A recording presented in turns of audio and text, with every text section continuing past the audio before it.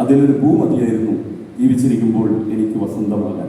1000 പൂക്കളുടെ റീത്തുമായി ആർത്ത് കരുതി നീയെത്തും ഞാൻ മരിച്ചു കിടക്കുന്നു. എത്ര കോടി വെപ്പിച്ച് എത്ര ഫ്ലക്സ് വെച്ചിട്ട് എത്ര റീത്ത് വെച്ചിട്ട് ഒരു കാര്യമില്ല. അതിലൊരു പൂ മതിയായിരുന്നു ജീവിച്ചിരിക്കുമ്പോൾ എനിക്ക് വസന്തമാകാൻ.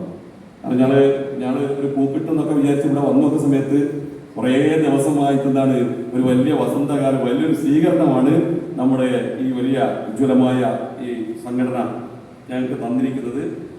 ഈസ്റ്റ് കൾച്ചറൽ അസോസിയേഷൻ ECA എന്ന് പറയുന്ന വളരെ പ്രഗത്ഭമായിട്ടുള്ള ഈ അസോസിയേഷൻ നന്ദി പറയാണ്.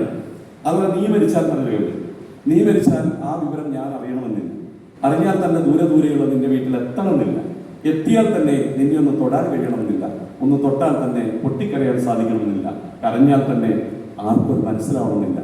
നീ മരിച്ചാൽ ഞാൻ എന്തിനു വരണം, എനിക്ക് നീ മരിക്കുന്നില്ലല്ലോ. നീ മരിച്ചാൽ ഞാൻ എന്തിനു വരണം, എനിക്ക് നീ മരിക്കുന്നില്ലല്ലോ. എൻ്റെ നാട്ടിലെ ഒരു കുറച്ച് വയസ്സായ ഒരാൾ, ഇപ്പോൾ ഒരു 70 വയസ്സുള്ള 80 വയസ്സുള്ള വയസ്സൊന്നും നമുക്ക് പറഞ്ഞോളാം. കാരണം 72 വയസ്സിലെ മമ്മൂട്ടി അപ്പുറത്ത്, 73 വയസ്സിലെ മമ്മൂട്ടി അപ്പുറത്തുണ്ട്. ചങ്ങായിക്ക് എപ്പോഴാണ് വയസ്സായെന്ന് നമുക്ക് അറിയില്ല. മുമ്പ് ഈ അടുത്തുള്ള ഒരു ഇന്റർവ്യൂ പറഞ്ഞത് 24 വയസ്സിൽ എൻ്റെ വളർച്ച നിന്നു എന്നാണ്. അദ്ദേഹം പറഞ്ഞത് ശരിയാണ്. അദ്ദേഹത്തിന്റെ മകൾ സുർവിയുടെ കല്യാണത്തിൽ 10,000 കണക്കിന് ആൾ പങ്കെടുത്തിരുന്നു.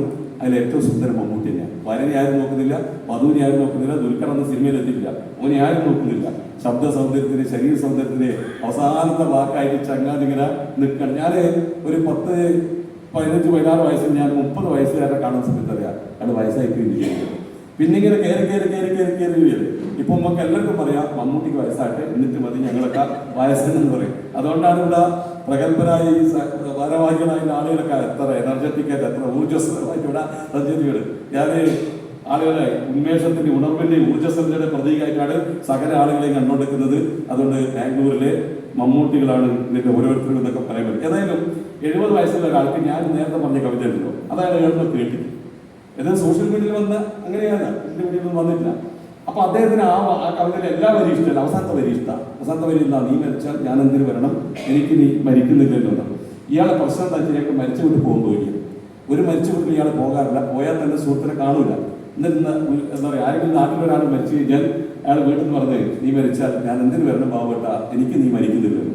നീ മരിച്ചാൽ ഞാൻ എന്തിനു വരണം റഷീദ്ക്ക, എനിക്ക് നീ മരിക്കുന്നില്ലല്ലോ.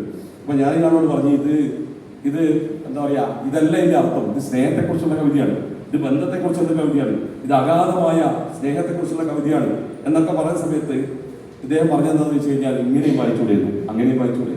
കവിതാന്തര കവി എന്നതാണ്. ആരേതെല്ലാം തരത്തിൽ വായിക്കും നമുക്ക് പറയാൻ പറ്റില്ല. അടുത്തത് പാഠം 1 ചക്ക എന്ന് പറഞ്ഞ കവിത. ഓണപരീക്ഷയ്ക്ക് വലിയ പഴമേതെന്ന ചോദ്യത്തിന് ചക്കരമുത്ത് ചക്ക എന്ന് എഴുതി.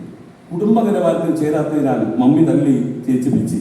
കൊല്ലപ്പരീക്ഷയ്ക്ക് ആപ്പിൾ എന്ന് തിരുത്തി. അടിയിൽ നിന്ന് പഠിച്ചിട്ട് പഴത്തിന്റെ പേര് മാറ്റി ആപ്പിൾ എന്ന് തിരുത്തി. 1 മാർക്കിന് A+ അക്ഷരമായ ചക്കരമുത്ത് ഇവിടെ കുഞ്ഞുമോള് അടിക്കടക്കിണറിന്റെ ആഴം കണ്ടു. മുറ്റത്തെ പൊട്ടൻപ്ലാവിനെ വട്ടം ചുറ്റി മമ്മിയും ചേച്ചി പൊട്ടി കരഞ്ഞു. ചക്കയ്ക്ക് ആദ്യ ചുംബനം, ചക്കരമുത്തിനോ അന്ത്യ ചുംബനം. ചക്കയ്ക്ക് ആദ്യ ചുംബനം, ചക്കരമുത്തിനോ അന്ത്യ ചുംബനം. ഇതാണ് ഒരു കവിത. കാരണം നമ്മളെ പൊങ്ങ